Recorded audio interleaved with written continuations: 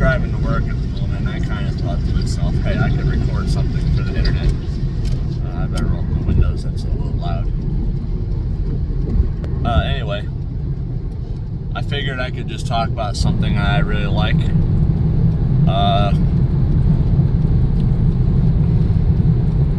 Let's see. Well, ever since ever since Legend of Zelda Tears of the Kingdom has come out, I've put a lot of hours into it. I think 180 so far, which is probably a lot more than I should, but not enough to have 100%ed the game yet, which I do intend to do at some point. It's very fun. I like it. There is a lot of repetitiveness in a lot of the stuff, especially the Korok seeds, which is, I don't know. There's not enough big events, I should say. Like, this would be the same problem I had, which was fixed in a way to Breath of the Wild, but there's just not enough big dungeons. I mean, I like the fact that they added caves, but they all pretty much feel the same. The shrines, oh my god, the shrines. Yeah, there are some really neat puzzles in them, but my biggest complaint is how many of them are just a Raru's blessing. I mean, you solve the puzzle to open the shrine, yeah, but it's just a very simple thing, and then it just gives you a blessing. Okay, that's fine and all, but I wish there were more shrines that had a puzzle, even after solving the puzzle to get it. I wish there was more puzzle in the shrine. Because I don't know how many there are that are just that Raru's blessing, but I would have to say that, like, it felt like at least 30. And most of those ones I did after I completed the main story, so, because they're a little more out of the way, so I guess I didn't find them as soon. It was weird, just to say the least. But then I just found myself just getting a bunch of them after one and after the other, and it just got a little bit repetitive. Not in a necessarily bad way, just like, it was just like, come on, I wish there was some more puzzles, some more depth on these particular things. Yes, the caves are fun sometimes just a little thing. I mean, finding the bubble frog in them is the biggest puzzle. Not always that difficult, but they just, like I said, they just feel all samey. They mostly look the same. There's not as much, like, some of them are different, like they'll have lava or a lot of waterfalls or something like that in them, which is nice, but then a lot of them are just keep breaking rock walls to, in a bunch of different paths, which, I mean, you know, whatever. They needed to have more big dungeons. I do appreciate the fact that, as opposed to Breath of the Wild, where every dungeon, like all 4 of the big main dungeons, looked basically exactly the same with just a different mechanic of how to interact with the dungeon, which was cool, it was, but they all had the same textures and everything like that, and it was just hard to tell one from the other. This one, there's difference. Like, each one feels closer to an actual Zelda dungeon from games past.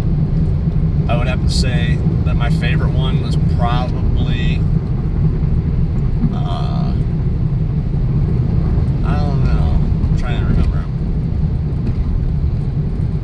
Probably the Death Mountain one, because it just seemed the most, like, unique of them, I should say. I don't know. I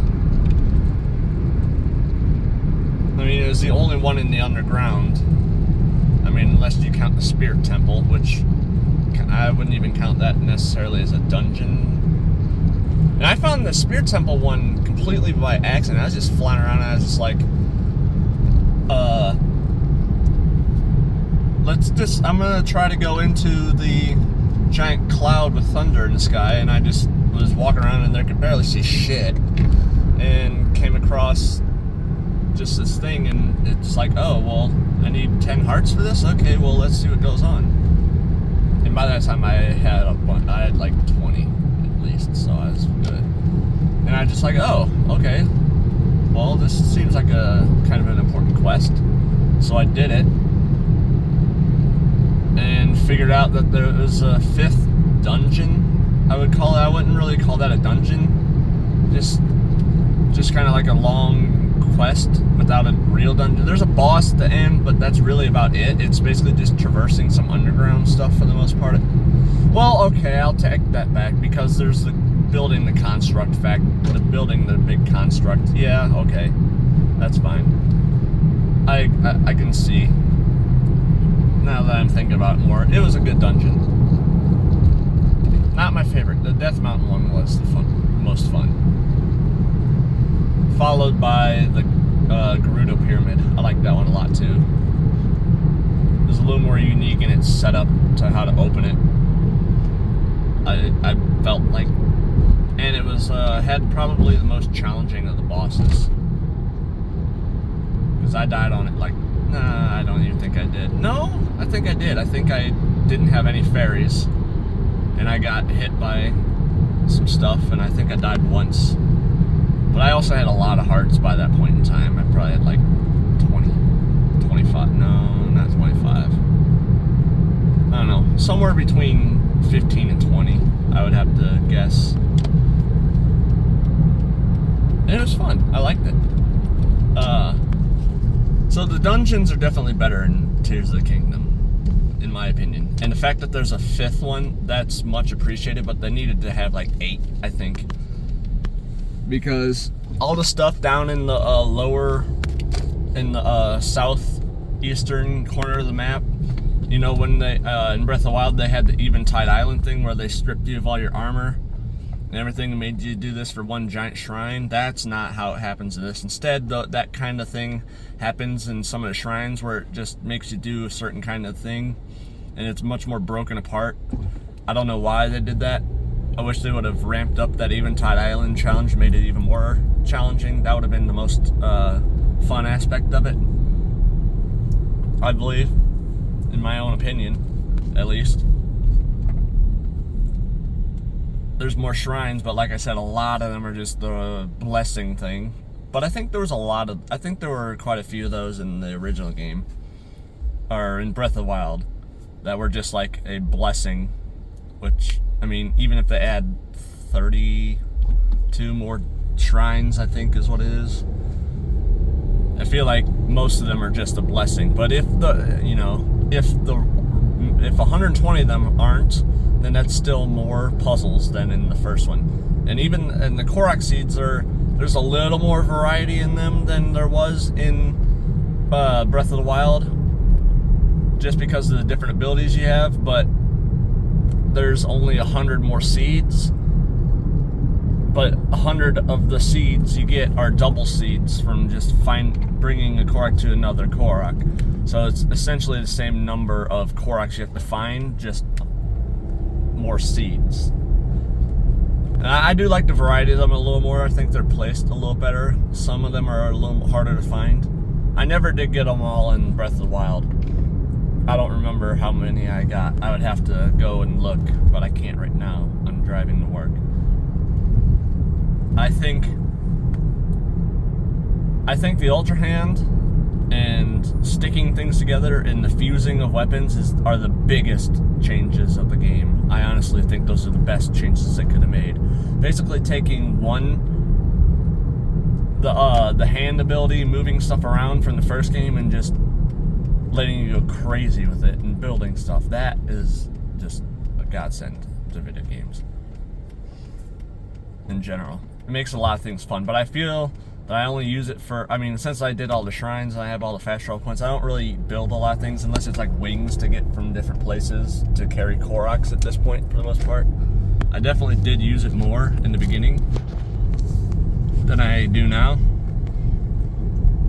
I think that they increased the amount of hearts you can get in this for sure. I think it's like twice as many. No, well, maybe not. I don't remember. I think it was 24 or 20 in Breath of the Wild, but this one I know you get 40 max hearts if you don't have full stamina. But I choose to have full stamina, so I only get 38 hearts which is fine, because then at least makes the hearty truffles and hearty radishes worth it for an extra heart. The depths are, the sky island, the sky aspect isn't as much as I thought it'd be. I mean, it's very nice, very enjoyable.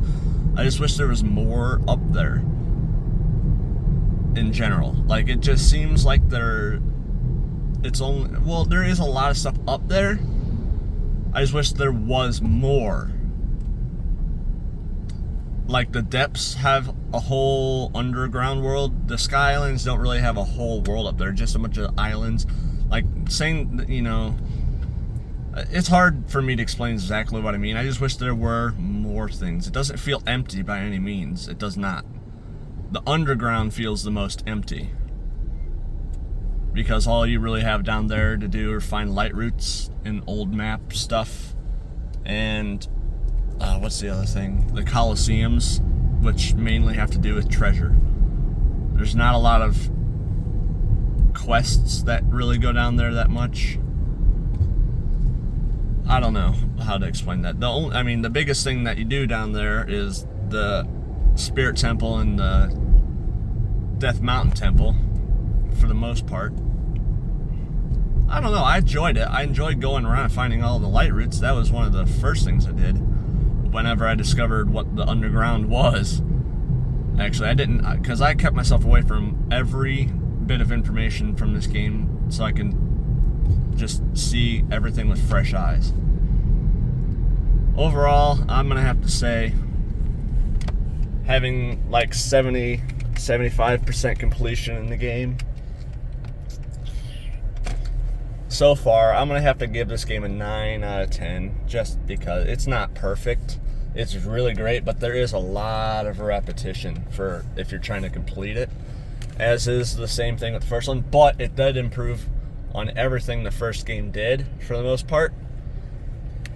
There's new enemies and everything, so that's great. I don't really see any reason to say there's really nothing Breath of the Wild has over this game, except for, I think, the power, or like the whatever from the spirit, like Rivali's Gale, which was the thing that shot you straight up in the air with the wind for your paraglider, as opposed to this one, which just does a horizontal gust. I'd rather have the Rivali's Gale, if I'm going to be honest. I don't know. There's different uses for it in this game. Oh well. It makes sense to me what I'm saying. Kinda. Anyway, that's all I got. Maybe you'll see it later. Maybe not.